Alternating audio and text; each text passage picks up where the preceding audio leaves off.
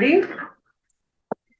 And seeing a quorum established, we'll proceed. Will the secretary please call the roll? Finger. Here. Rose. Here. Carl. Absent. Hitzke. Here. Durin. Here. Billetier. Here. Aguirre. Here. Do we have anybody present here to address the board on the issue of the public hearing first, before we get to anything else? Okay. Seeing none, then if there's, we'll ask Kathy to present on the aggregate tax levy for the truth and taxation hearing, please. Good evening. Thank you for your time this evening to discuss the 2024 tax levy. Last month, you heard the formal request for the levy, and we took some time to consider that ask. As you know, the levy by its definition is a formal ask for funds generated from local property taxes.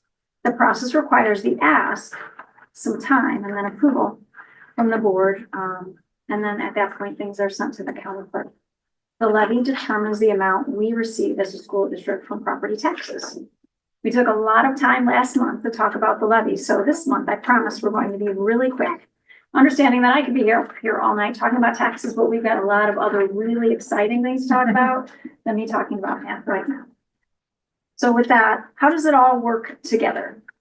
The district provides the approved extension to the county, and then we add a little cushion to safeguard against unknown changes.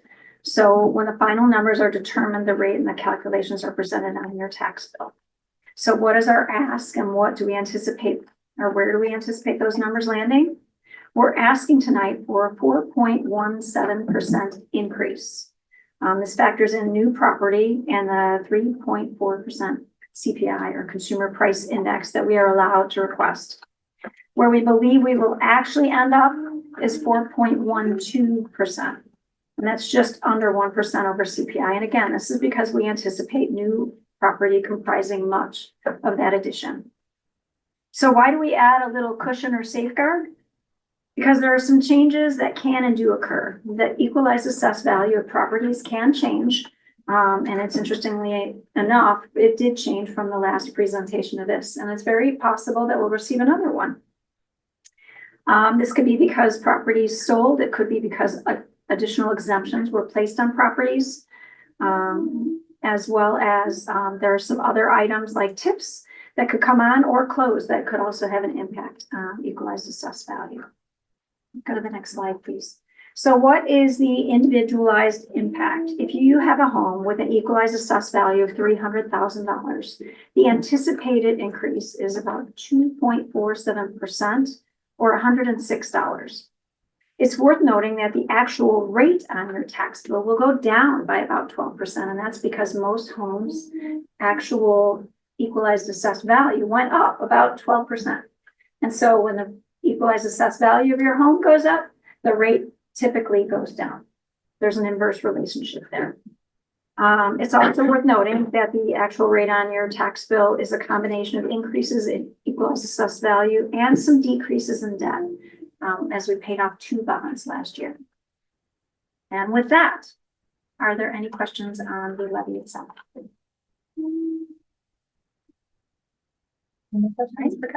Thank you so much for your time. Thank you. Okay. For the purposes of the public hearing, if there's no further business to come before the board, the public hearing meeting stands adjourned. May I have a motion to adjourn the meeting? So moved. Second. All in favor, say aye. Yes. Aye. Aye. Okay. Now we're going to convene the Board of Education meeting. Will now come to order for the regular meeting at 6:35 p.m. Secretary, please call the roll. When you're ready, sorry.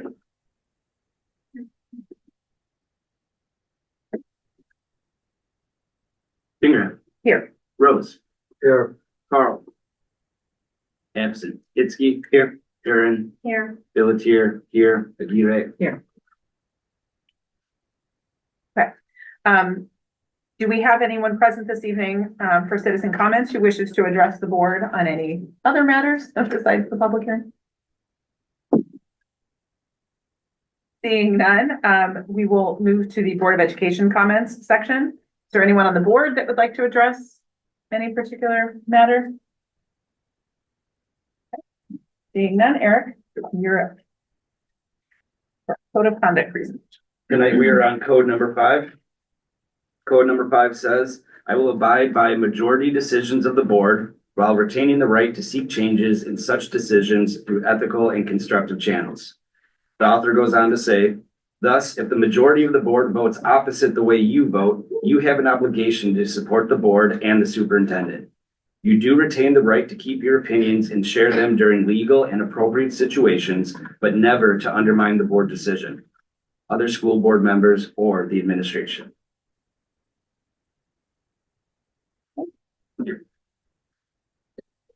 We're going to start with the teaching and learning report for the regular reports this evening. I'm going to hear from Kendall.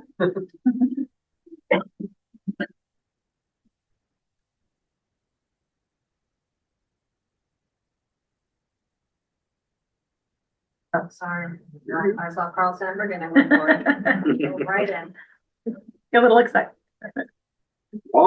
That's okay. Can I start? Yes. Yeah, I'm really excited for coming here because the last time I came here was, if you guys remember it, I got introduced and there was a giant thunderstorm and we actually had to suspend the meeting for a few minutes because we had the tornado sirens going off. I had a nice conversation with Peter in the bathroom while we were making sure we were all safe. So it was a really fun thing here. So this is an exciting time to come back here because this time we get to explain about all the wonderful things. Like that was me learning that I get the job. Now I get to say all the wonderful things that's actually happening at Carl Sandburg. So we want to take you on a little bit of a journey through our dual language program. So what we're doing today is we're actually we're going to go over why we're here and our agenda. If you don't mind going to the next slide, sorry. If you don't mind, our agenda is going to be, we're going to talk about our purpose. We're going to talk about our students, and our students have also been led by Mrs. Gomez over there and Ms. Fuentes. They are here to they're going to show what some of the stuff that goes on in their dual language and practice some oral literacy. We're also going to talk about some data a little bit at the end of that part there. And then Mr. Bryant's going to take you on our journey that has what we're doing as a staff to keep improving and all the great stuff that's going on at Carl Sandburg.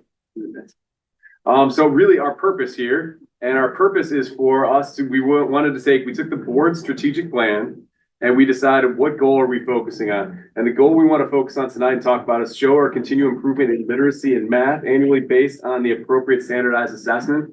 We're going to talk about our STAR data that we've done here, but we're really going to focus through our dual language students and what they're being here. So I'm going to turn this over to Abby Martinez, and she's going to start us off with this next part here, if you don't mind advancing the slide.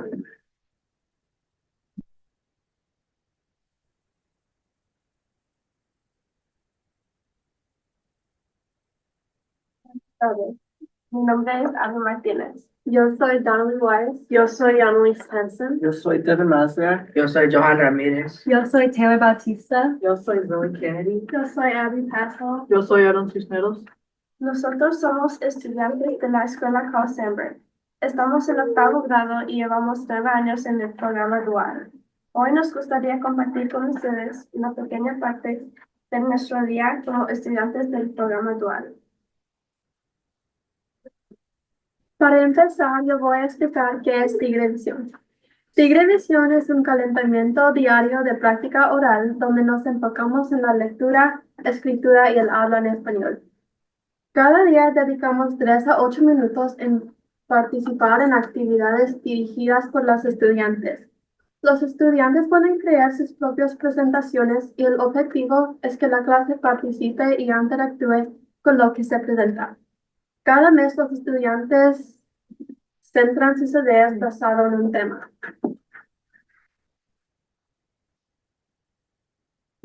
Cuando comenzamos, la maestra Gómez hacía las actividades de Tigrevisión.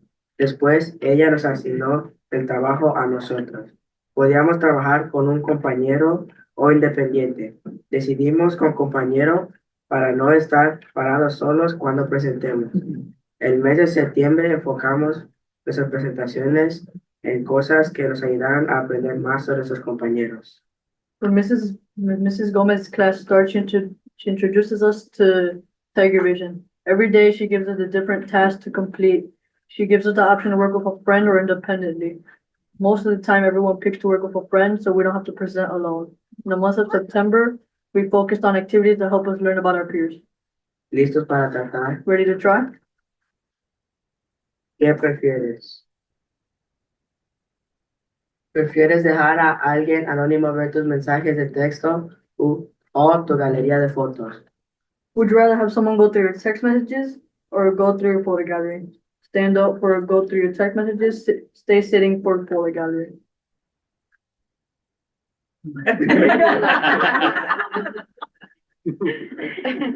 Probably the photo gallery. ¿Prefieres ir al trabajo o quedarte en casa? Would you rather go to work or stay at home? Stand on the right side of your chair for go to work, stand on the left for stay at home.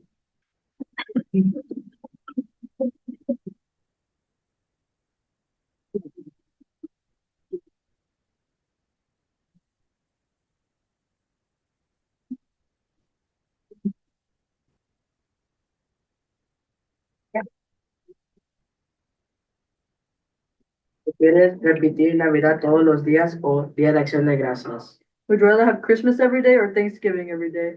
Raise your left hand for Christmas, raise your right for Thanksgiving.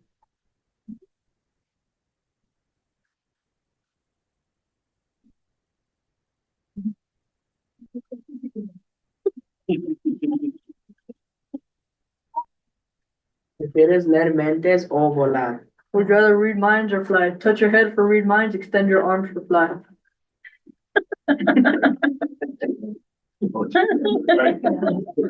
Yeah. Isn't bad.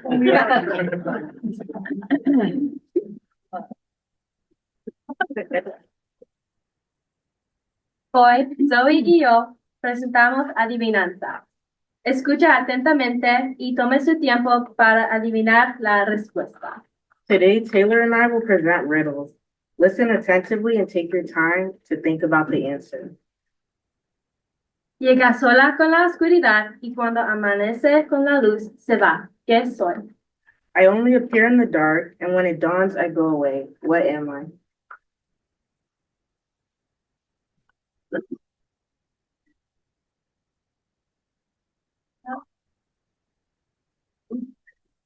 Okay.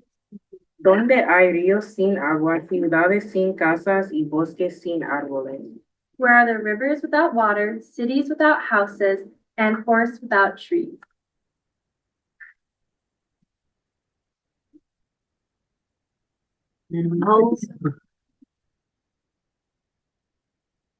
Soy lenta y me gusta nadar. Llevo siempre conmigo mi propio hogar.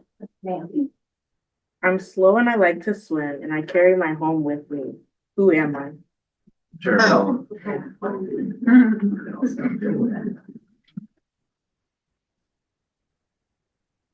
Nuestra actividad es pregunta y respuesta. Es una actividad de trivia que nosotros pensamos va a interesar a nuestros compañeros. Hoy nosotros lo queremos enseñar a ustedes cómo lo hacemos. Preparamos una sesión especial de preguntas que creemos lo va a interesar. Our project is Q&A. This is a trivia-like activity with questions that we think our peers would enjoy. Today, we've prepared a special Q&A that we think would interest all of you. ¿En qué año se dedicó la escuela Carl Sandburg a los estudiantes de Mundelein? In what year did Carl Sandburg dedicate the school to the students of Mundelein?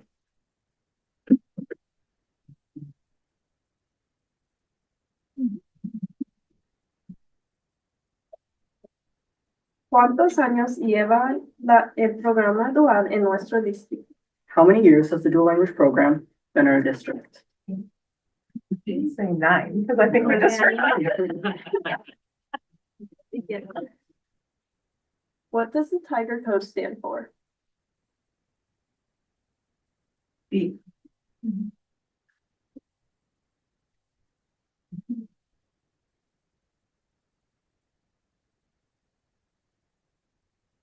Can you name 2 characters from Looney Tunes?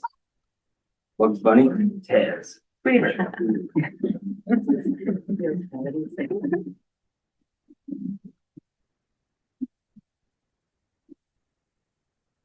Este mes, cada día que vamos a clase, tenemos que escribir sobre algo que agradecemos. Tiramos un dedo para escoger el tópico del día. Luego escribimos en nuestros cuadernos de escritura nuestras respuestas para ese día. 2 estudiantes comparten cada día al azar sobre lo que escriben. Hoy elegimos un tema y creamos tu propio cuaderno en el que escribirás tu respuesta. Después elegiremos quién comparte. Tiene 3 minutos.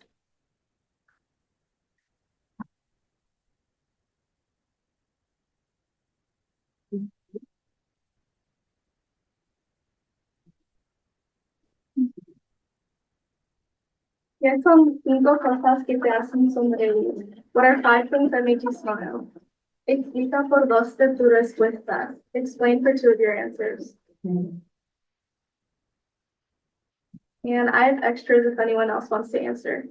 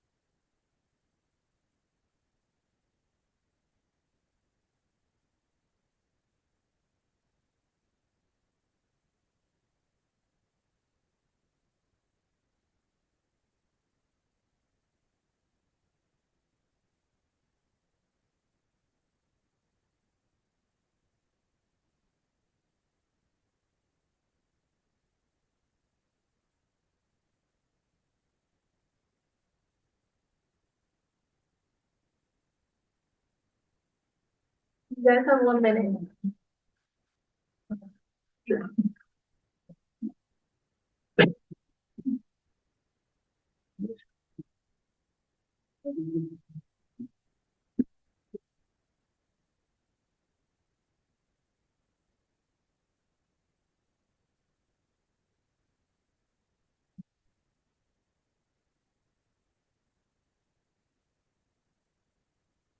Okay, time's up.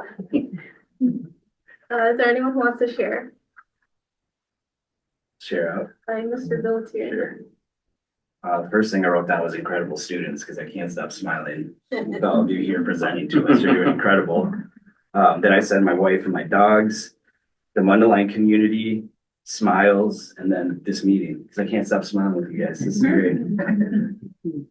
Sorry it was in English. I don't know Spanish yet. I only had time to get 2 down, but first one is my great grandson because he makes me feel young. And second is Christmas because I love all the decorations and family time sharing. A mí me gustaría compartir lo que dijo Eric en español porque casualmente yo puse lo mismo, que disfruto mucho tenerlos aquí porque nuestras juntas generalmente son muy serias, entonces tenerlos aquí se me hace como que algo diferente.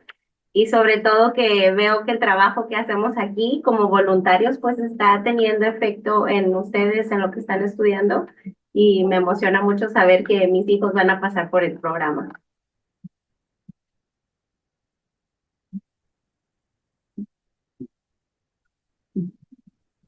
Thank you guys so much for coming. That was our student part, which was awesome. So we give a nice little round of applause.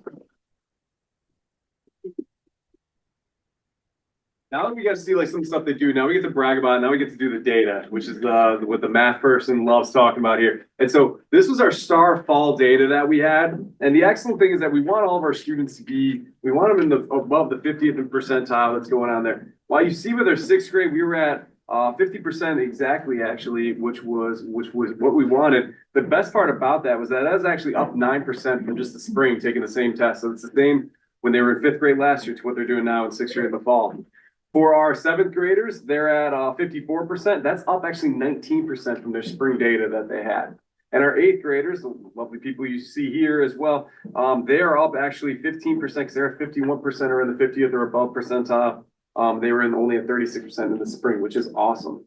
So we wanted to focus on our dual language students. So actually, if you don't mind going to the next slide, that has our students who were in the dual language program, they also got tested in Spanish as well. So our sixth graders, they're at 38%. This fall, in the spring, they were at 32%. Our seventh graders kind of staying pretty even. They're at 38%. They're at 39% in the fall. And then what I really want to do is I want to brag about our eighth graders, is because our eighth graders, this is the first group going through it, and they're at 31% there. But when they were in sixth grade, we were only at 23%. So in the 2 years that they had there, we keep improving, making things better and better. We're really proud of our students, where they're going. We're actually going to be taking our winter test. That's going to be in December. So sorry, kids, I haven't told you about that yet, but it'll be fun. We're going to take that this time there. But then we have this data, and then we have to come up with a plan. So taking our strategic plan, the board has, Mr. Bryant's going to explain what we're doing as teachers to improve our students right there. So if you don't mind hitting the next slide. Dan, it's all yours. Thank you, Dr. Vondran. Yeah, everything that we do at Sandberg, we think it has to have a purpose. Before the school year started, Dr. Vondran and myself sat down and we kind of created this right here, our goals for the year. It's tied into 3 specific categories, SIP, which is our school improvement plan, SEL, which is social emotional learning, and then PLC, which is our professional learning communities. For our SIP plan, we wanted to have all students produce at least 1 year of academic growth. The way we are planning on measuring that is by looking at our fall 2024 data towards spring 2025 data. And now we also understand that it's not just about academics, how the students are feeling. That affects what happens in the classroom. So that's why it was important for us to have an SEL goal. Our student SEL goal is to nurture the whole child, helping them become self-assured, empathetic, and well-rounded individuals prepared to thrive in both their academic and personal lives. One of the things that we utilized is Wayfinder and their SEL curriculum. We were able to have 2 members give professional development to our staff about how to utilize Wayfinder in their homerooms as well as their classrooms. It's also important for us to support those that support our students. That means we need to make sure we support the staff. Our staff SEL belonging goal is to increase systems of belonging for the CSMS learning community, beginning with the CSMS staff by intentionally building and practicing reflective listening skills. Dr. Doug Bolton, who is a former school leader in Highland Park and is a licensed clinical psychologist. He spoke at one of our institute days about creating a sense of belonging, both in the classroom and in the school community. He's going to be visiting Sandberg again in the month of December, speaking with our 6th grade team, our 7th grade team, and our 8th grade team of teachers about reflective listening. Lastly, our professional learning communities. Dr. Vondran and myself were able to identify the stages of that our PLCs are at. Now what we're doing is working in our Tuesday morning, Wednesday morning, Thursday morning team time to further develop or go along in that process of how can we develop those. When we have effective PLCs, it's going to increase our teacher collaboration. It's going to lead to improved instruction, and it's also going to create a shared workload, which will reduce teacher burnout. Next slide, please, Anna. Thank you. We also identified the need to support some of our multilingual learners. With the help of some of our fantastic EL teachers, Carol Rabaja, Sabrina Shafkis, and Heather Williams, they created what we like to call the multilingual minute. They'll share the multilingual minute at some of our staff meetings. And what the multilingual minute is, it's just a learning strategy or an online platform that staff members can use in order to support the needs of our multilingual learners. But we also found that a lot of the stuff that we're using to support our multilingual learners will also support all learners. Yesterday, Carol Rabaja gave a presentation on DIFIT for teachers. DIFIT is an AI resource that has many purposes, but the one we're speaking about specifically yesterday is that it's able to translate articles and YouTube videos into a student's native language. All right, last slide, please. Yeah, we are proud of the dual language program that we have at Sandberg, and we're honored to support the students of District 75. Everything we do will always have a purpose, whether it be utilizing data that we have from access tests to identify what our staff needs for professional development, or all of us having a shared belief that we are language teachers and utilize that and take that serious as we strive to become the best versions of ourselves that we can be. Do you guys have any questions for us? Please, yeah. On the page with the school improvement plan, you mentioned 1 year growth. you just explain a little bit what you guys mean by that 1 year? Yeah, so since both Dan and I are, since Mr. Brian and I are both coming in as being brand new, is we wanted to make sure that we got a good understanding of where we're going to go at. So we wanted to take our fall STAR data, and then we wanted to make sure that by the time that they hit the spring, that they have gone the entire way and that they have made the equivalent for each grade level to be at that one particular part. Originally, we talked about doing IAR data and taking what we had there. But then at the same time is when we're going to be making our goals for the following year, we won't have that data back in time. Thank you. So my question is, for the reading and STAR testing that you showed us, are the students in the dual language program testing in both English and Spanish? Yes, the dual language they're taught because, or do you guys want to answer that when you're taught in, or because you guys are the ones that take it? Being quiet there. So they do take it. They take the reading test and the math. Every student takes the reading test and the math test. But then the dual language students will then take the Spanish reading test for the STAR. And so Not the math, only the reading part there. And then my second question would be, what type of training are you receiving for dual language program as, principals, and are you guys receiving any type of training to help you guys understand some of the data or information regarding multilingual learners? Yeah, so one thing I got before I even took over this job, it was sent off to myself, Mr. Carlo, and please don't Gabriel's last name. Definitely, I'm sorry. Went to a training that was in Portland, which brought some information and about a lot of resources that were there that we were able to my head was kind of spinning because it was a little earlier there. Once a week, I meet with Ryan Zach and Jill Unger. We also talk about what things are done that need to be helped for our students. Ryan does a good job of always keeping our kids in mind, and then also coming up with different things that our MO learners can help out with. And then also what ways our staff, or proper ways to use our staffing in a way to best support our kids in each of the subject areas. Thank you. How has the support from the parents been as far as the program goes? I've only heard nothing but wonderful things. Like I keep, like I was telling Eric before we got here, is being in Mundelein is just such a blast. I mean, everyone's been so wonderful, so polite. Anytime you picked up a phone call to kind of talk, and some of the parents I've had in here, anytime I've talked to them, always very supportive and saying the good things there. They rave about the teachers that go on. So it's had nothing but support from the families and everything. I'm just to echo what Eric said earlier. I'm impressed with the kids. I mean, it's fantastic to have them come in and present and show us exactly what they can do. So appreciate it. Makes it exciting to come to work every day working with kids like that. And I'll just add a final thought to the students. You guys all did an incredible job tonight. Super proud of you for coming up here and talking in front of such a large group. It's really cool to see those bilingual skills develop in you. Not only are you using those skills for yourself, it's an incredible asset for you in your future, but you also use those skills to do the same model that your teachers are doing with you guys here for us. So you're using those skills to now teach other people in your community bilingual skills. And that's really cool. So you guys should all be very proud. I think it shows we made the right choice a long time ago.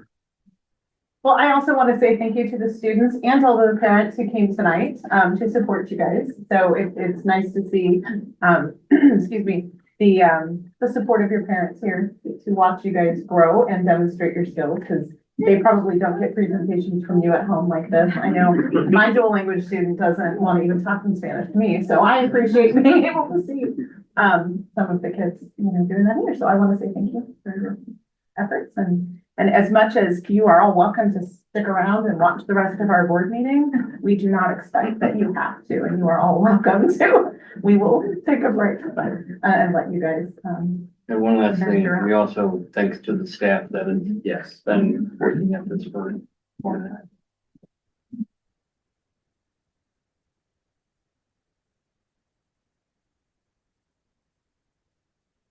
For star presenters, ladies and gentlemen, you can take your name tags with you.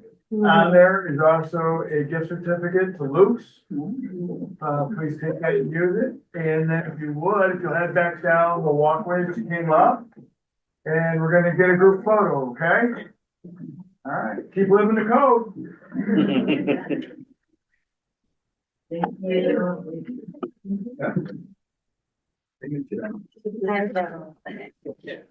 That's doing got my big eye. I thought it was. I don't think I knew that. Yeah, it's that well known, it's on the wall, but. Oh, it is. Yeah. I'm good at getting these, I went and done my teriyaki bag. Today. Was that? Please come and visit, yes. It was always open. Bye, guys. Bye, thank you. Gracias. Everybody, thank you. Thank you. Yes. Gracias, hasta luego. Nos vemos.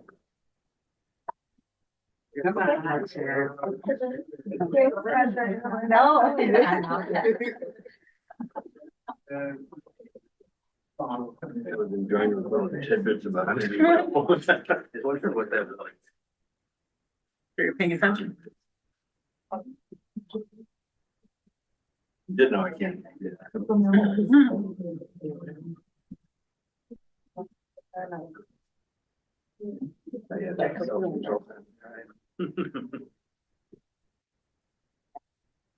And then moving right along. The school report card. Good night, everyone. I'm Jill Unger. I'm the Director of Teaching and Learning. And I am eager to present our 2024 school report card data.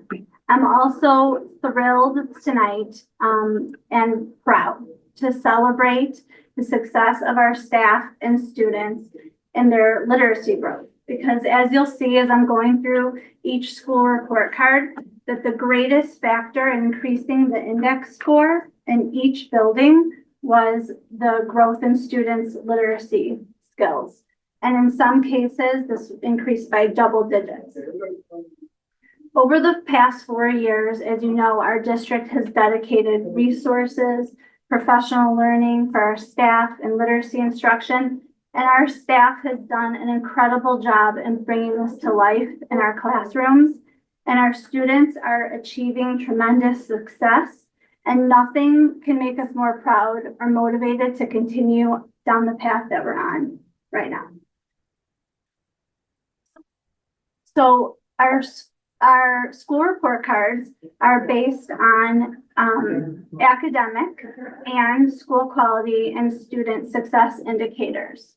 So 75% of our score is based on academic indicators, and 25% of our score is based on school quality and student success indicators. This year, the school quality and student success indicators are based on chronic absenteeism in our climate survey. And next year, that will be redistributed to include fine arts programming and teacher qualifications. And in preschool through second grade, it'll also include literacy, success, language programs, and enrichment. We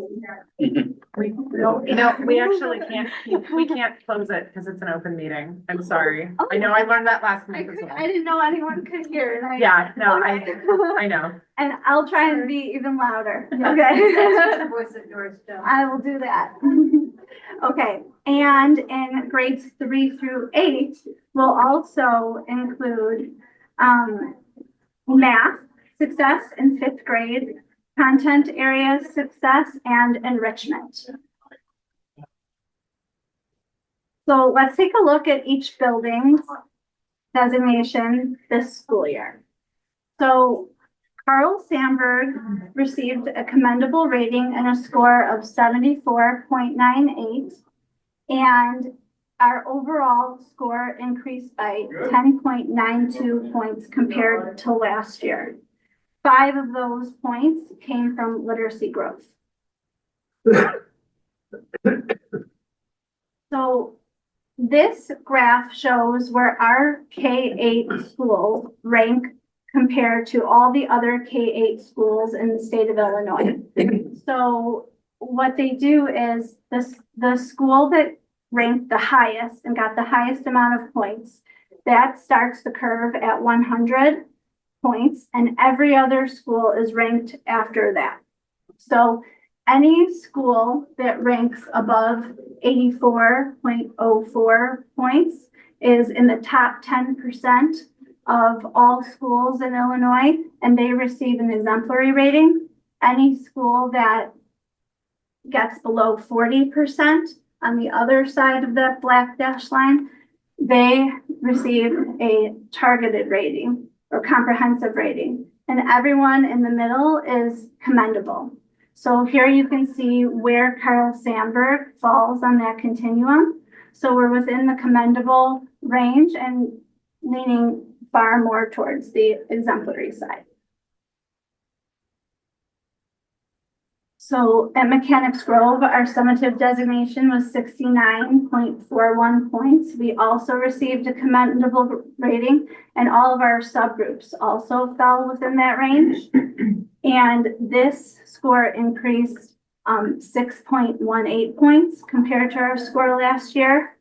This was due to some improvement in attendance, but mainly because of literacy growth. Okay. And this is the overall index score for Mechanics Grove, also within the commendable range. Okay. This is our summative designation for Washington. We received 66.97 points. And this score increased 12.7 points this school year. And half of the increase in points was due to literacy growth in this case. So this shows us that our interventions that have been put in place and our plan put in place through our school improvement team that's comprised of both Mechanics Grove teachers, Washington teachers, administrators, and staff members are working. So currently we're in we're in the second year of our 4-year plan to improve, and we must maintain this commendable status. So right now at Washington, all of the subgroups were within the commendable range, and our building as a whole was as well. And this is our overall index ranking. So we have our school improvement committee, which meets every month, and teachers from Mechanics Grove and Washington are all part of this committee. And part of our work is to improve attendance. We have interventionists in place that monitor and support families with attendance. And we're also working to improve the coding of attendance data.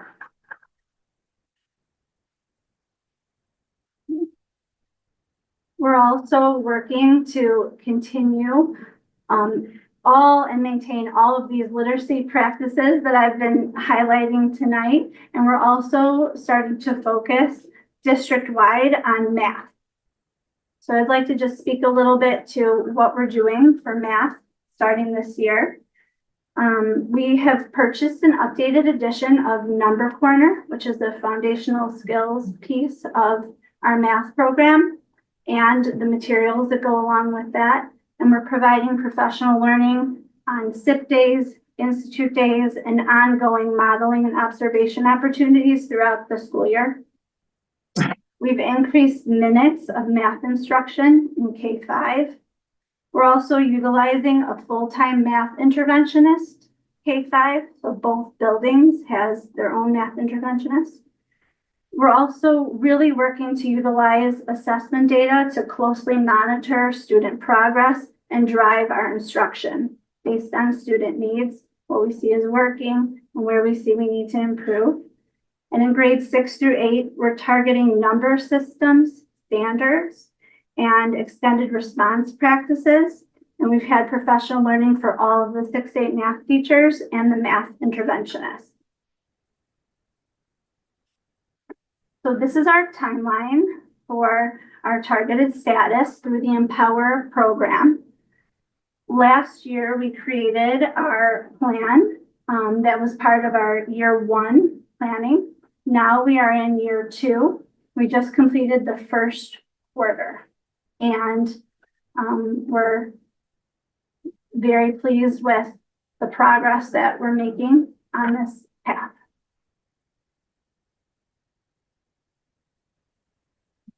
Does anyone have any questions or comments? I have a question about the bar graph that you showed. Yes. Is that those, the different lines where the exemplary happens and the targeted happens? Yes. Are those lines reset every year based on who Yes. is at the top and? Correct. Okay. Every school year, they're ranked based on the points of the highest achieving point Okay. K-8 district. I was just curious on where Washington was left of that targeted line last year, but that might not be a good comparison then if that bar graph is different every year. That's right? correct. Okay. I can also speak to that Washington as a whole, it was in a commendable range, but every subgroup also needs to be within a commendable range. And there was a subgroup that was not. Plus, another factor that contributed to that was our attendance.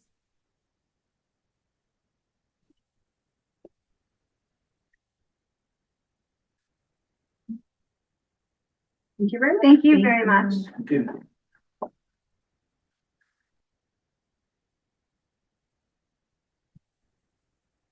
Next, we move on to the report of the business office.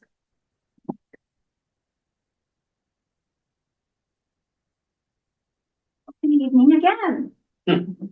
Along with the levy and the financial items that we've already discussed this evening, there is one other item for your consideration. We spoke to it briefly last month.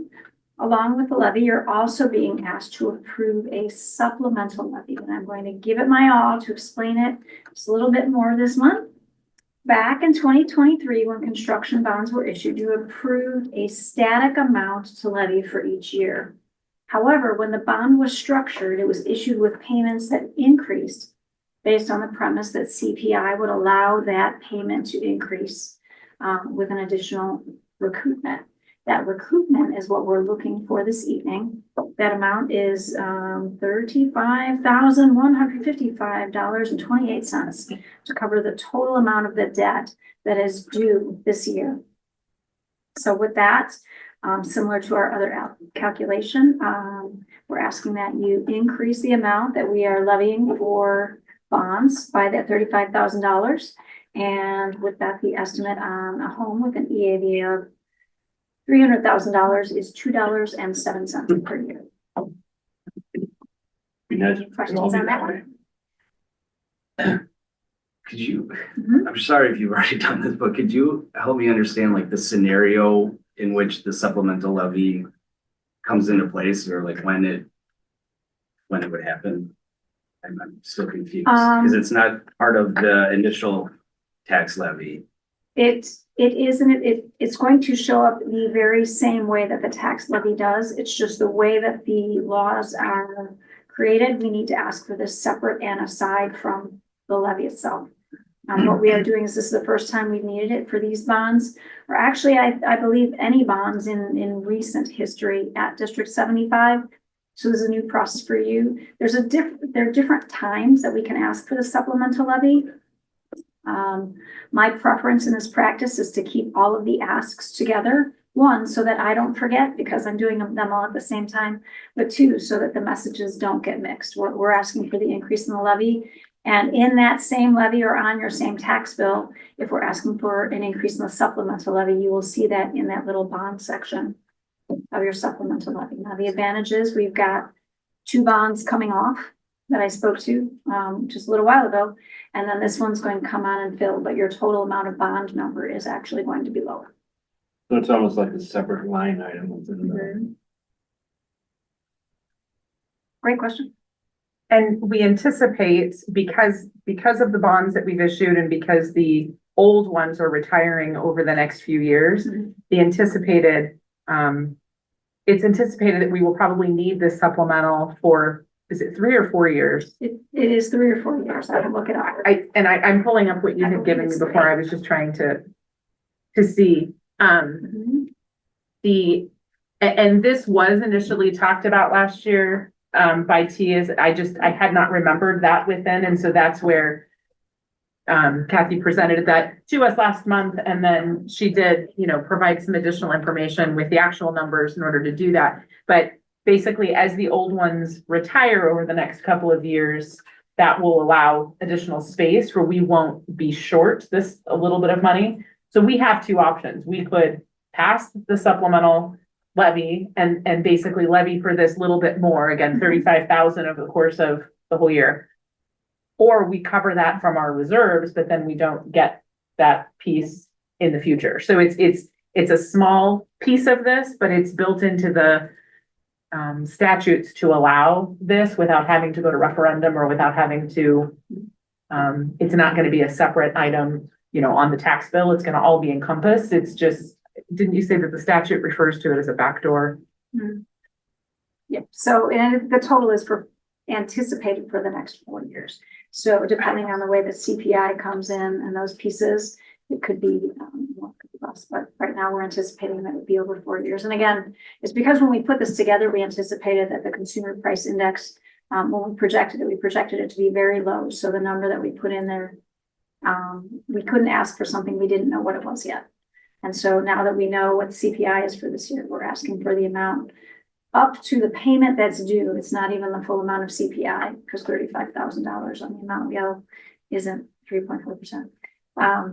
It's just to get to the amount of the payment that we'd be owing this year. Basically the difference from what we anticipated versus the CPI and what that, so it's because CPI has been so high that requires us to do this, but it allows us also to do this the way that the statutes are written, so. And the request is to do it this way. That way we're getting a little extra from the levy rather than having to dip into our reserves in order to cover it. Any other questions? All right. With that, thank you for your review and consideration. Stage. Oh, but there's more. Let's talk stage. My good friend, Mr. Zaremba, will be giving you all kinds of information, and I will show you pictures. Okay. Hello, everybody. I'm here to give an update and a timeline on the stage edition that's going on to Carl Sandburg Middle School. Starting next week, 11/21, we are having a pre-bid meeting, which is Thursday of this week. I apologize, Thursday of this week. We're having a pre-bid meeting on December 12th. We will be opening all the bids.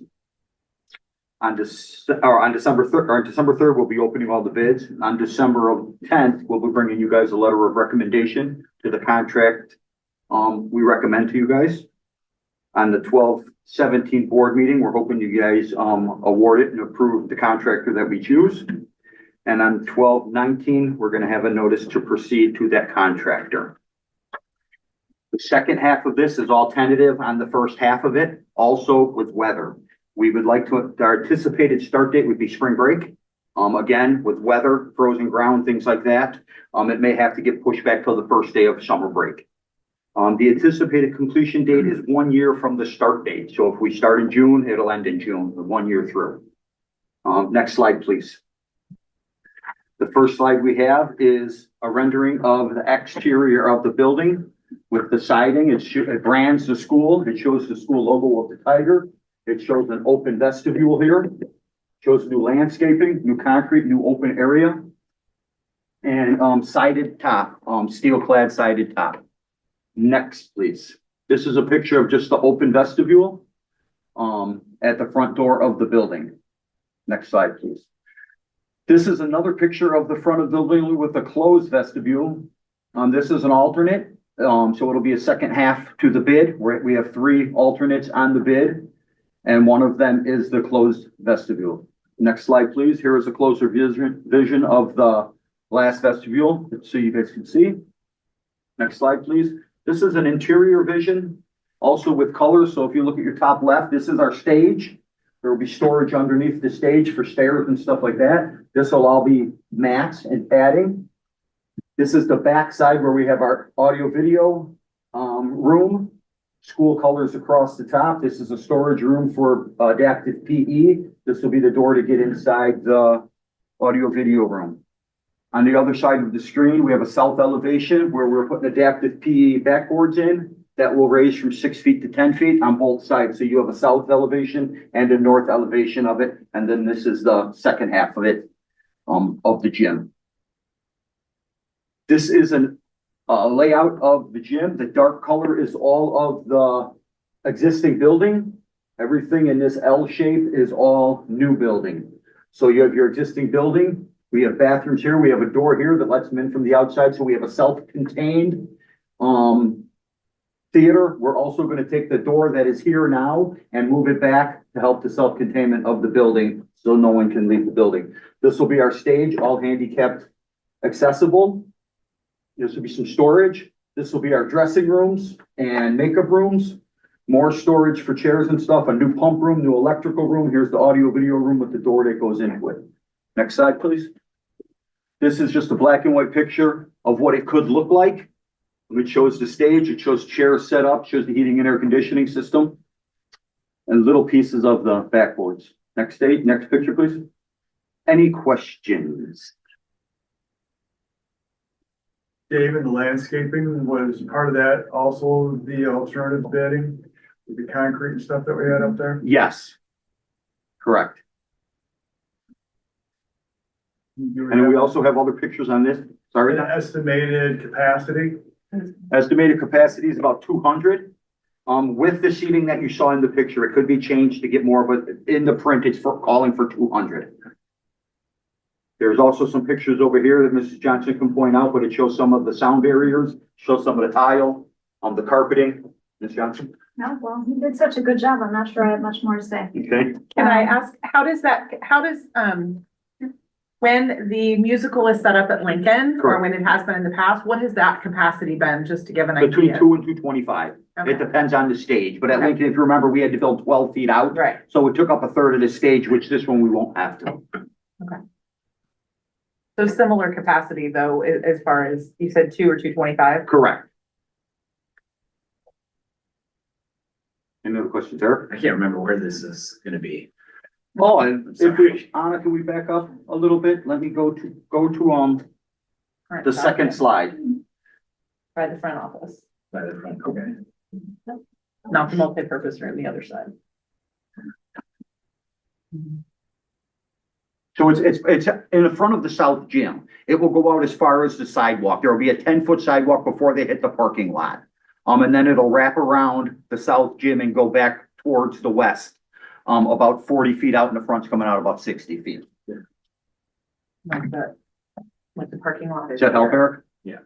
So it's the left side of the whole. Next. Thank you. I'm trying to, Bike rack is. yeah, where the bike racks are, basically. This one's good. So this is the parking lot right here.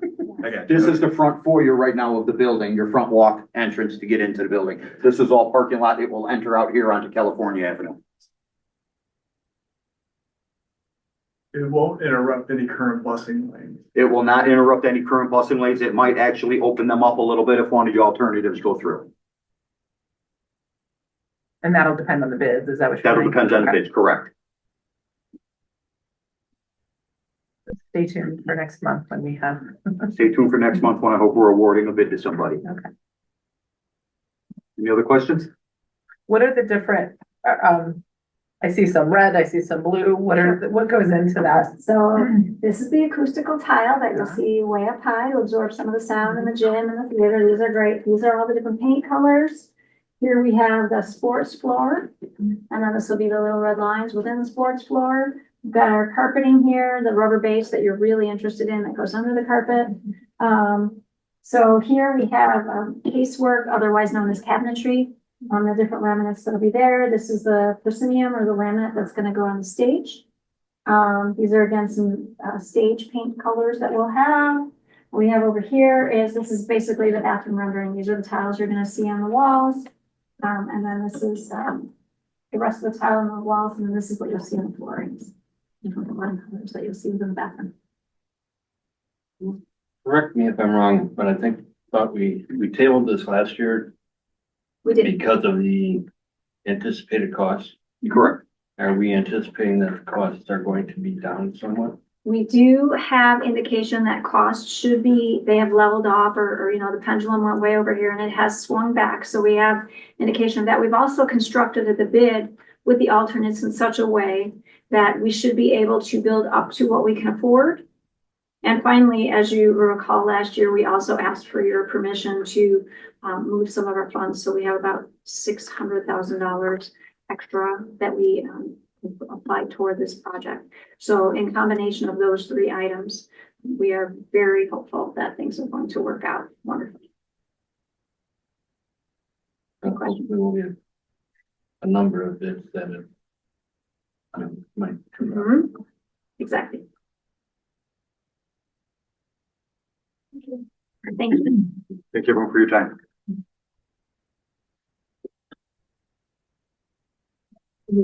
Report to superintendent.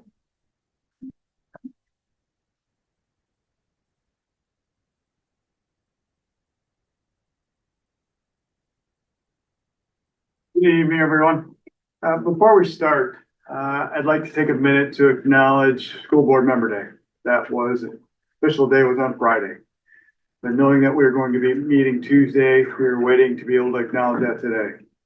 So on behalf of the administration, staff, we want to thank you for your service. And the reason for that is you donate a lot of your time to be able to help support the school system at different functions and events. You come to these meetings, you give us your insight on what you're looking for. You've been helping guide us with a clear vision that you've been able to clearly articulate that you wanted to move forward with and ask for changes as we went along the way. And without your guidance throughout this process, our school district wouldn't be able to advance the way it has. And that's thanks to you. So on behalf of myself, my team, our administrators, we want you to know how much we do appreciate your leadership and guidance. When things have been the toughest, and it's one of the things that we like to say, no matter how tough things have been, we've always felt a sense of comfort because we knew that we had the support of our board and that part of the learning process is you don't always get everything right the first time. And you've been gracious enough to give us that flexibility to go through learning processes as it's happened. And you've had the courage to take on some tough tasks at times that I just say other school boards aren't always willing to do. And that's a credit to you, for you and our community. And we want to say thank you for being able to be that guiding light for us as we continue to lead forward. It's a token of appreciation. We did go ahead and we got your jackets, so hopefully you wear them proudly. And then on top of that, side note, there should be an envelope there for you as well. That are the plans for the III conference, which we're going to be getting into in a little bit here. So thank you for your time and supporting your school system and our community. So first up then on my report is Press Policy 117. There are 21 wonderful school board policies to review, more than we've had in a little while. I would like to highlight a few of them so that you make sure to please look at them prior to our next board meeting and you'll be able to ask any questions that you have. And then I am going to highlight School Board Policy 830. That's in regards to visitors and conduct on our school property. We do want to make a special addition to that one. So as we go through the list, just of note, so it's School Board Policy 2120. That's regarding board professional development. And they are highlighting now a new training that's coming on in regards to responsive discipline. So that's coming up. So after this next election, anybody that comes on, anticipate you're going to have to complete that professional development portion of it. Then you go into School Board Policies 510 and 520. It's about equal opportunity and regarding harassment of employees. In both those policies, they've identified two additional protected classes. Those protected classes are in regards to family responsibilities and reproductive health. So those are just two terms coming in there. That is due to language changes in regards to our Illinois school code. So that's why those are there. This one doesn't impact us quite as much, but we do have in policy 660 regard to curriculum. And it's about career exploration and environmental education. So they're looking to add those. So as we progress in that curricular alignment, knowing that the high school is going to need to have some type of curriculum in those lines already in place, that will matriculate down. So we're going to need to keep that connectivity that we have with The high school, it's also gonna go laterally also. We need to work with our elementary districts to see what we can do to remain consistent. But eventually you can anticipate hearing, as we look at our curriculum updates, something in regards of what we're doing to make sure, especially in our middle school, that we have some type of career or environmental type of exploration for our kids as they advance through school. So that's in there. That's more of an FYI. 6135 is about the accredited placement program. So that's in regards to our students that do well on a state standardized test, that they automatically get placed in the next higher level course. That's just something to keep current on, because there is an opportunity where parents might feel like, I don't want my student in that class. They do have an opt-out that they can do. But the design behind that legislature, and this was from ISB, was to make sure any student that demonstrated the ability to take advanced coursework is automatically placed there. So they didn't experience a roadblock. It would require now more from a family end or school reaching out if they thought there were concerns. So that's why that's there. So you might get questions. We don't have a lot of that.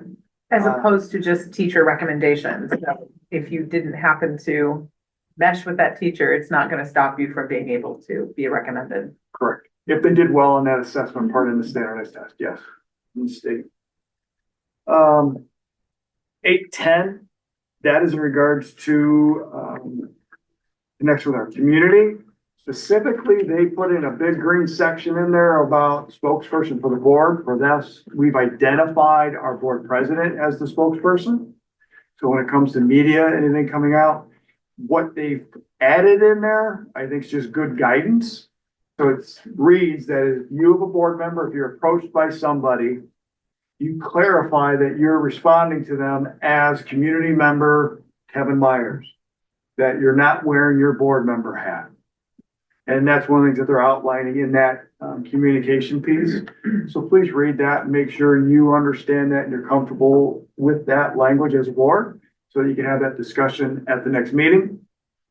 And then the last one that's in there, it's policy 830. That's visitors to and conduct at school. So historically, this policy has been basically, if we have community members come on our property and they start misbehaving, whether that's being verbally abusive, being physically trying to be confrontational, we have the latitude of saying, please refrain, try to give them a way to get out of that. But if they continue that behavior, we do have the ability to say, okay, that's it. We can't have you due to safety reasons. We're going to recommend that you get a no trespass letter. That process then would go to you as a board. So we would need to present to you from an administrative portion. Here's the reasoning why, what we've tried to do to intervene. The parent would have the opportunity, I'm sure, to be able to speak. That would be closed session. And then ultimately you as a board would be able to vote on issuing that no trespass letter. We've never done that because we've always typically don't have those issues, or it just might be a one-time occurrence. What we are looking to do administratively is to expand that. This policy, we'd like to now incorporate more social media. We're starting to see now more general apps where it's more generally open for anybody, that they could communicate something that may be detrimental, say something that would be inappropriate towards a staff member. And we are currently addressing those, saying that's not appropriate. Would you please take it down?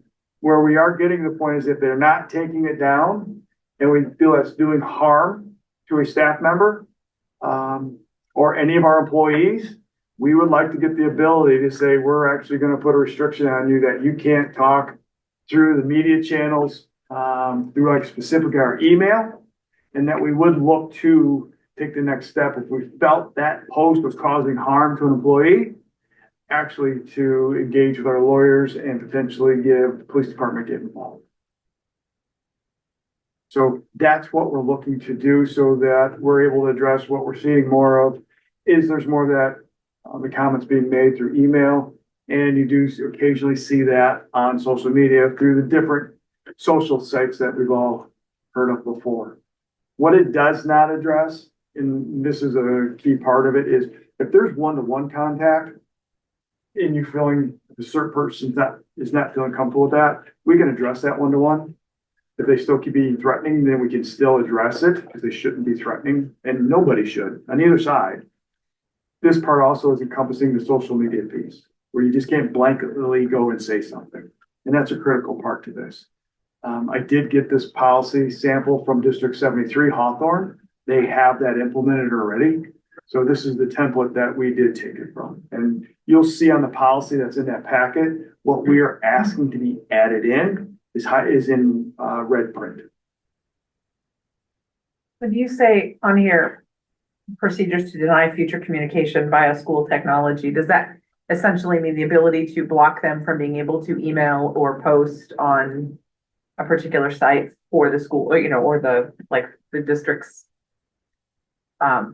Facebook page or what have you? Is that essentially what you're looking for? So I think it'd be two things. One, there still needs to be communication. Mhm. So what I would suggest, what the one suggestion would be, is Kevin, you can no longer send your emails directly to Eric.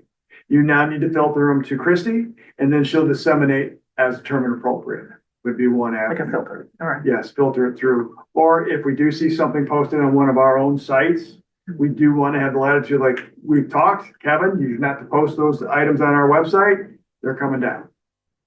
So that it's upfront with everybody. Okay. And when I did talk to the superintendent from 73, he referenced that most of the times when community members know this is a potential, if it has went to that extreme, and it doesn't happen very often, they usually say, okay, they know there's something that could prevent. They don't want to go that route as a community member. So we'll bring that back to you at our December meeting. Next item, this is the discussion point for you. So all of you that are attending the III conference coming up this Friday. What we are asking is if you would now please share the panel sessions that you may be interested in attending. And we all know that there might be some alternative sessions you want to attend also because the initial one might not be meeting what you thought it would be. So what we'd ask now is please share what those are and go from there. I have one thing on the letter. Slight change on my phone number. The area code should be 846. So, well, I was gonna say, let's wait. I didn't want to do anything with your numbers. Let's, No, I just wanted to, I noticed that, so. okay. So we'll get that correction.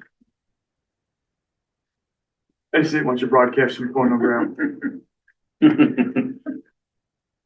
Christy, do you mind starting us Yeah, off? no, that's fine. I was just pulling up my app so that I can, for me, it's easier to keep it there rather than on the paper.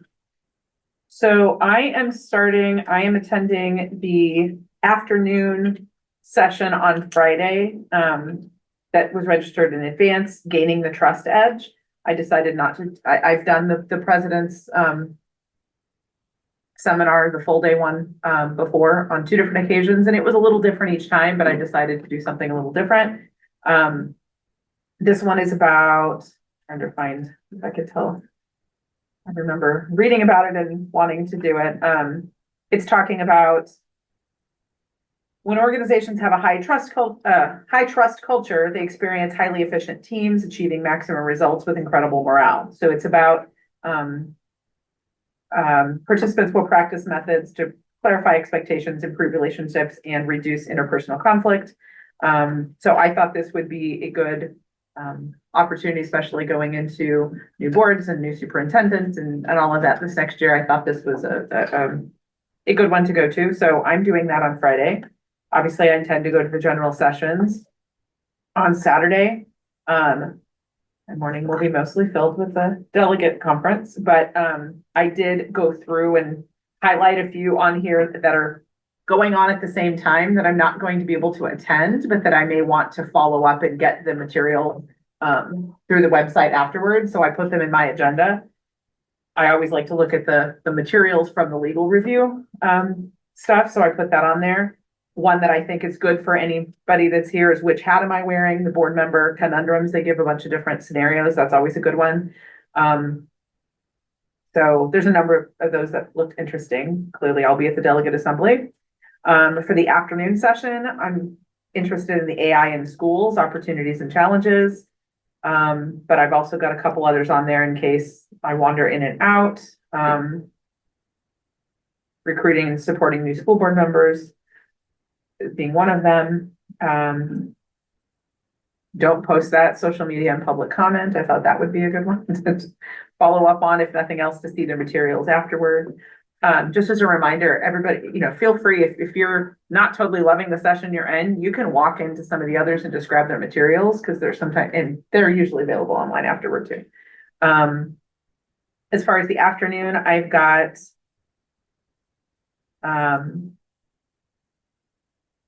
a couple of them that looked interesting. The negotiating labor contracts, and we'll be doing during the crises, which, don't want to plan for that, but just in case, coming up in a couple years again. And then there's a step-by-step approach how boards can support equity. So that looked interesting to me as well.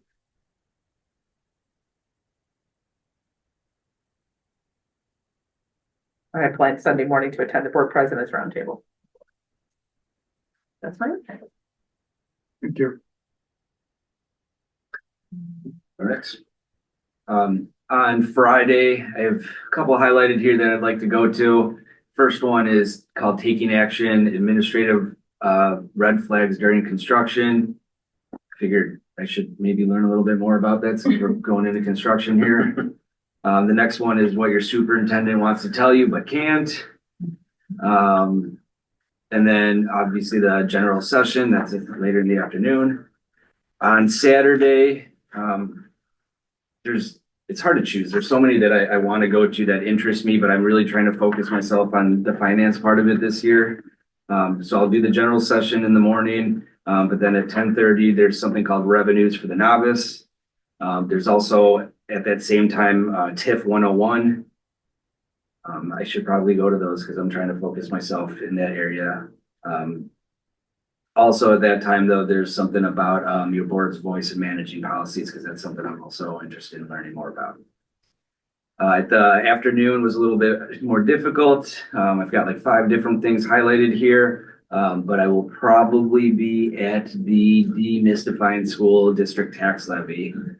And then later in the afternoon at 3, now there's expenditures for the novice. So I'm going to try to do that one too. On Sunday, I will not be able to do the 3rd general session. I've got to be back at the high school by 9:30 to catch a coaching bus. Okay. Saturday, I'm starting on Saturday. I'll probably do the general session. And then I have a couple highlighted, effective meetings. This is in the 10:30 to 11:30, as a possibility. Or maybe superintendent employment contracts, since we will be working towards that again. Or school safety, student discipline. That is probably maybe the direction, either the effective meetings or the school safety, more than likely. In the afternoon, and I'm not sure if this is one you had mentioned, but I know there were a few AI classes. There's a 1:30 to 2:30 of AI in schools, opportunities and challenges, for community engagement, which is District 79 is presenting in that one. So that would be a possibility. Probably where I'll go there. And for the later 3 to 4, work, fun, play, puzzle pieces to a successful team.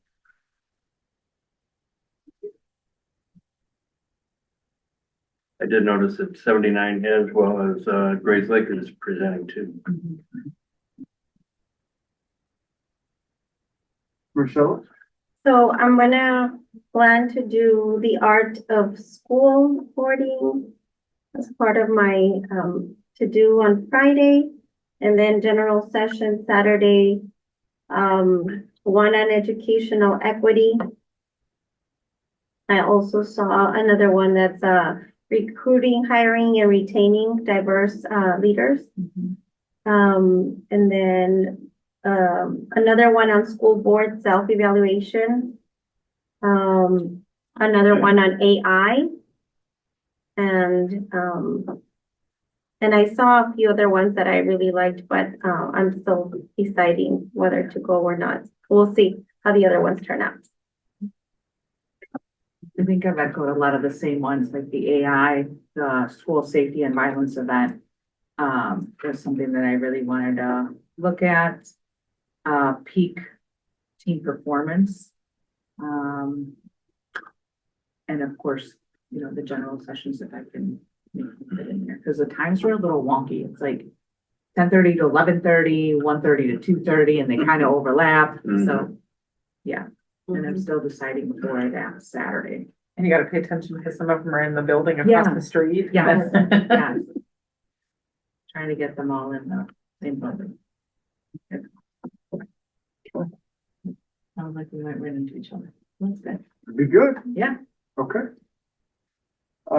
This would probably be a good time. Christy, you want to take the team through the resolutions and what they would like represented? Sure. So we discussed last month that we went through the resolutions a little bit in preparation so that we hopefully wouldn't take a lot of time today with it. The consensus last month was everybody was comfortable with me as the delegate proceeding with the proposed resolutions in line with the resolutions committee from IASB. I don't know if anybody has any new revelations they want me to change my mind on that, or otherwise I intend to proceed with the ones that they did recommend adopting, and then, you know, not adopting the others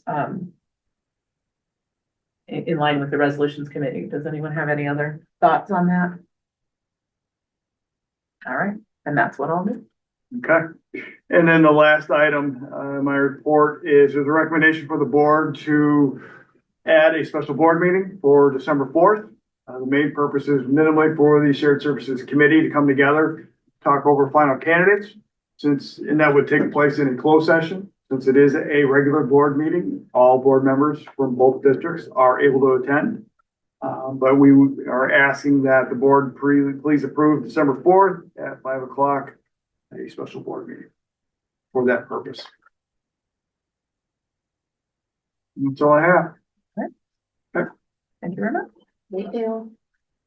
Okay, moving on to committee updates.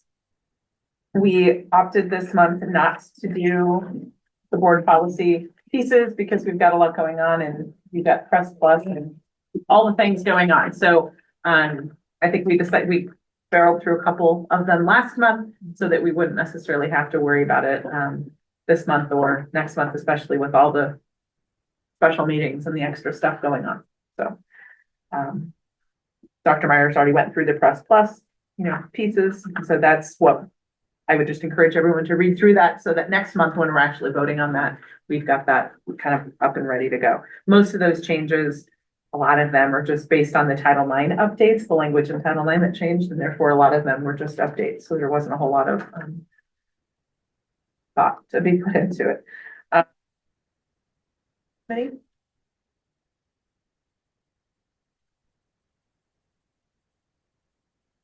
Well, just, we haven't had another meeting, but the meetings we had covered the levy and with the levy. Okay.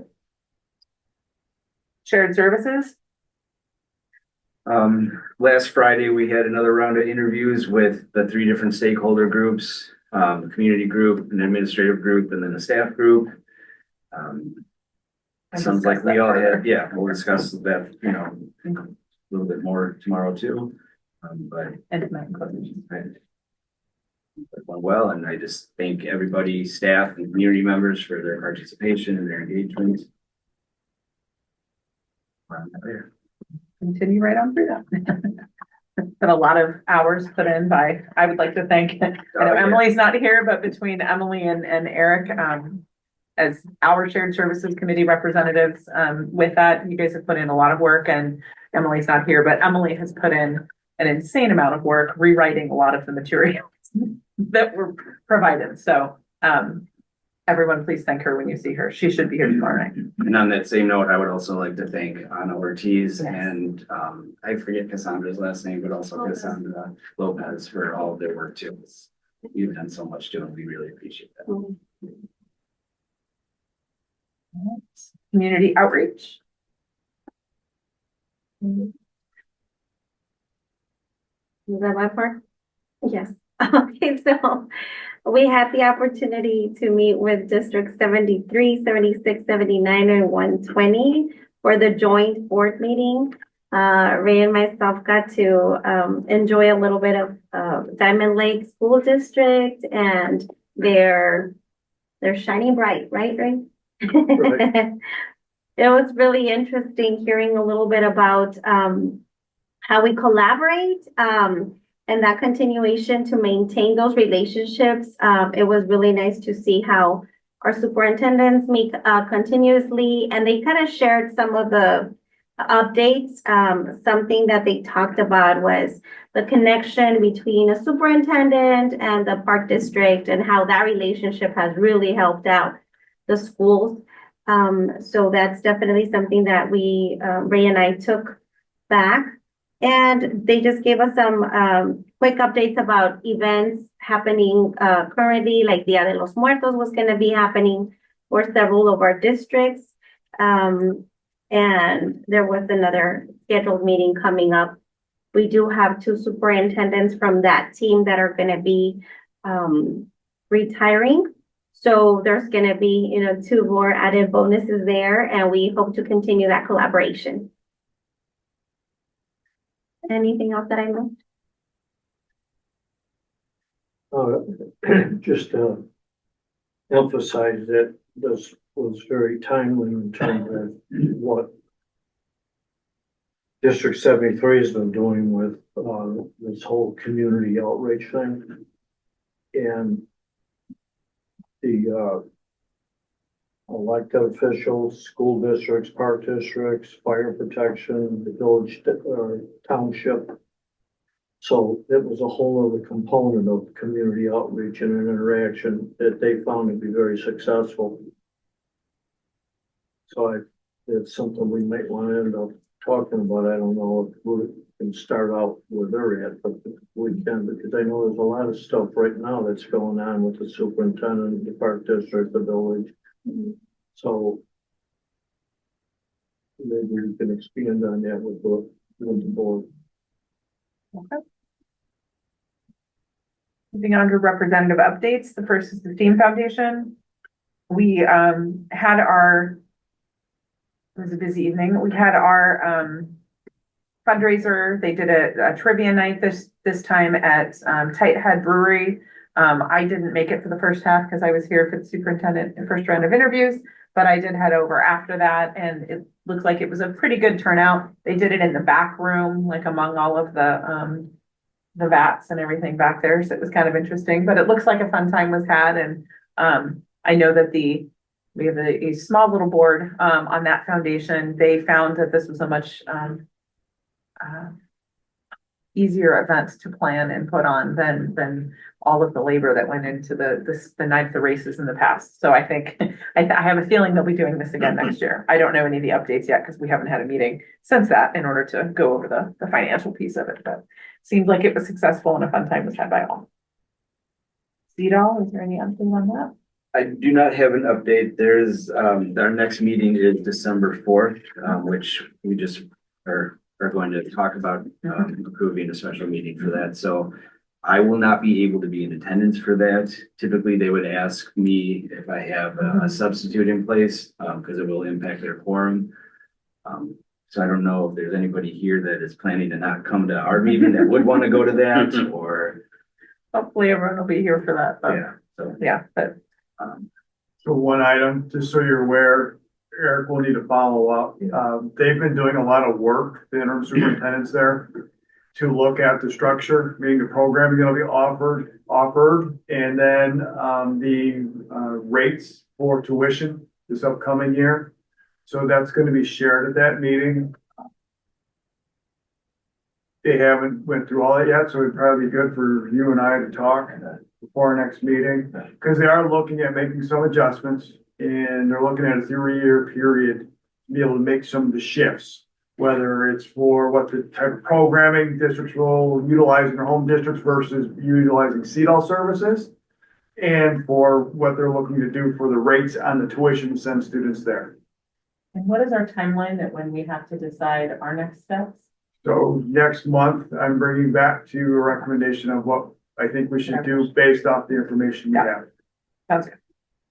Stay tuned though. Yes, ma'am. Village liaison. Just real quick, some highlights. Just for everybody's information, the village hall will be closed on the 28th and 29th, Thanksgiving weekend. As will the school district.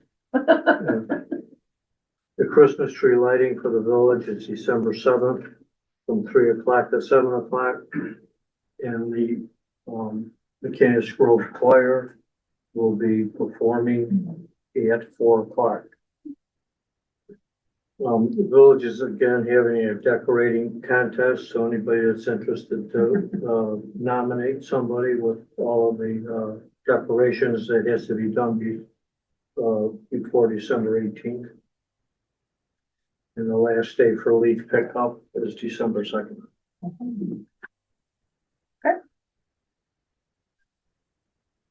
Okay, so now it's time to move on to consent agenda. Is there, if any board member would like any item to be removed or tabled from the consent agenda for further discussion, now is the time to communicate that request.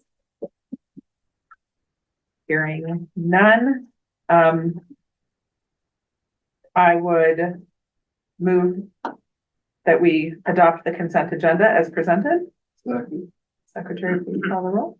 Fingerhut? Aye. Rose? Aye. Hitzke? Aye. Durin? Aye. Pelletier? Aye.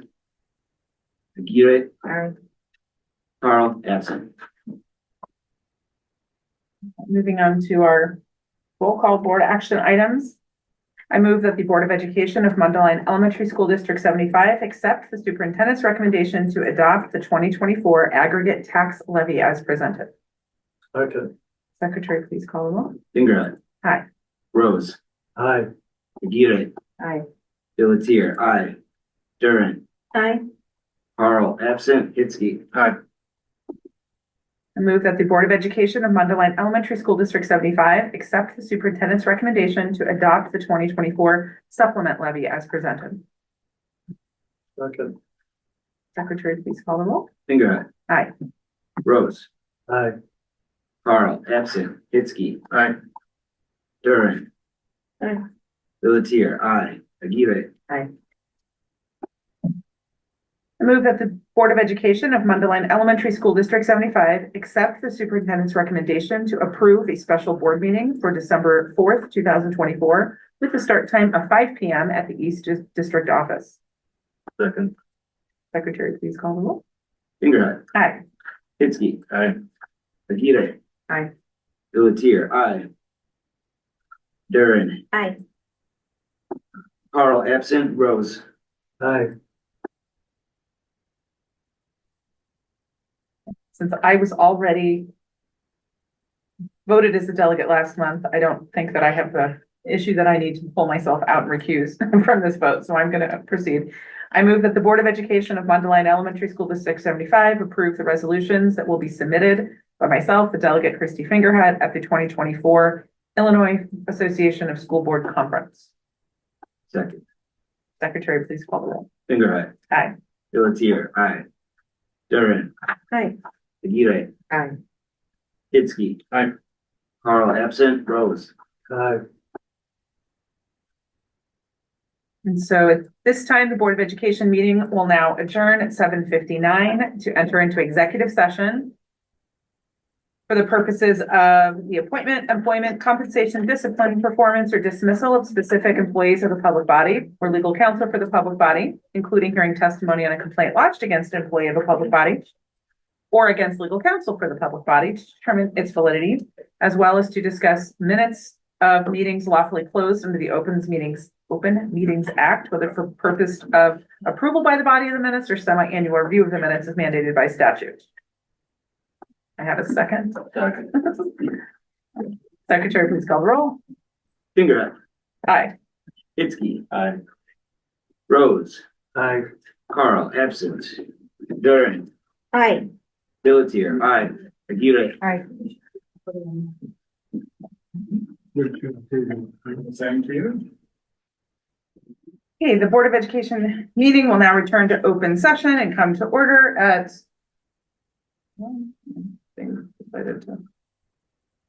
8:59 PM. Secretary, please call the roll.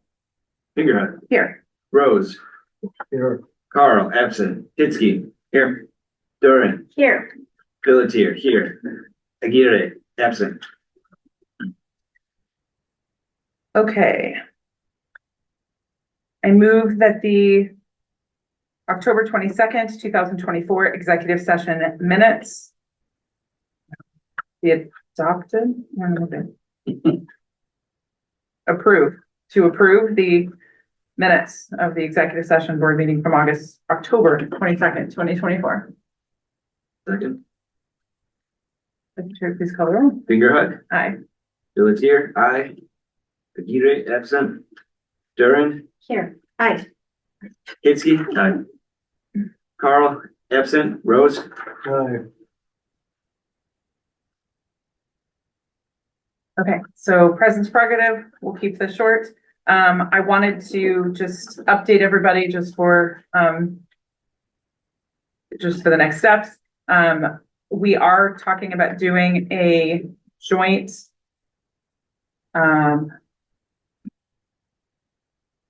class, I guess, through, or what is it? Professional development. There you go, professional board development, through ISB, probably in July. They're looking into that with 120's board, looking at data, like the data collection, trying to look at making sure that we're aligning and properly looking at all of that. That was something that Peter Rastrelli had raised interest in and looked into, and it seems to make sense to do that in a joint board session and have both boards do that, especially as we hopefully will have a new superintendent at that point, then we can all kind of engage in that and be on the same page as we move forward, making sure that we're aligning, you know, in all ways, since we are already doing a good job here in our district of getting the data put together and aligned. We want to make sure that we're doing that then most efficiently with 120 as well, making it effective and, you know, helpful for the administrators in both districts. So just putting that out there, will probably be July. That date will, more information to come. And then there's also, they're going to be putting together some numbers and information about, with the referendum at the high school passing, the West District office will now be slated to be turned into the transition center, and having the transition center moved over there. And there are some offices that are over there right now that'll need to be relocated. So there's some ideas that have been floated about that are going to be looking into that. And there may be a possibility to relocate all of the district offices, both district offices, combine that. So there's more information to be coming down the pike. So just wanted to kind of put that out there that we will be hearing more about that, not in December, you know, at some point later. So just wanted to put that on everybody's radar. Obviously looking forward to everybody being around who can make it this weekend for the conference. And I know there's a number of different social things that are, you know, everyone's welcome. You're not required to participate. It's entirely up to you. And I'm just certainly looking forward to seeing everyone who can make it down there for dinner on Friday. Did I see on the thing that there's also a lunch on Saturday? That's different. Okay. It conflicts with some of the sessions too, but we'll see. So we did that based off feedback, because last year people seem to like to have to know a place to go, so it's there for everyone to come. We plan for enough seats. If it doesn't work where you can make it, it's perfectly fine. Okay. Now, if the delegate session tends to go long or whatever, is that something that, like, if you're not there at the beginning, don't bother coming, or is it more like you can come it? So if it gets done within that time window, I can come over? Sure. Okay. Just wanted to understand. You don't need to get over there if it's not. So, all right. It's just meant to be a social. That's fine. No, good to know. That's why I just saw that on there and hadn't seen that before, so wanted to ask about that. And you've updated us that the It's 847 for your phone number on there, 847, so yep. that's fine. I made that note when you said that, so you got that. I find that it's helpful. And I think I may have already done it in the past, but I think I've put most of those into my phone in the past when we get those, so that way you're not usually carrying around that letter with you. Just to have it, just for our board members. Is there anything else? I appreciate the stage update that we got today and look forward to hearing more about that next month. Been a long time coming and excited to see that starting to take place. And didn't know if there was anything. Oh, Georgie, I'm sorry, Marcella, did you want to, I mentioned to everybody last month that you had a number of ideas. Did you, but I didn't want to explain them on your behalf, for future things. I know some of them were longer term, shorter term. Did you want to discuss any of those at this point or wait and bring those out as we're discussing future things to do after the conference? Maybe after the conference, I can bring those up. I can list them and kind of bring something. Some ideas. Yeah. Okay. I didn't want to explain them on your behalf without you being here last time and having the opportunity to mention it. So thank you for remembering them. no problem. You might learn things at the conference. That's kind of what I You thought. know, further support what you want to do too. So that seems like an appropriate time, but I wanted to at least give you the chance to do that if you wanted to. And then, since we're missing a couple board members anyway, it might be, more apropos to do that next time. So anybody have anything else or we're all good? All right, so there's no further business to come before the board. The meeting stands adjourned at 9:05 p.m. I move that we adjourn the meeting. Second. All those in favor? Aye. Aye.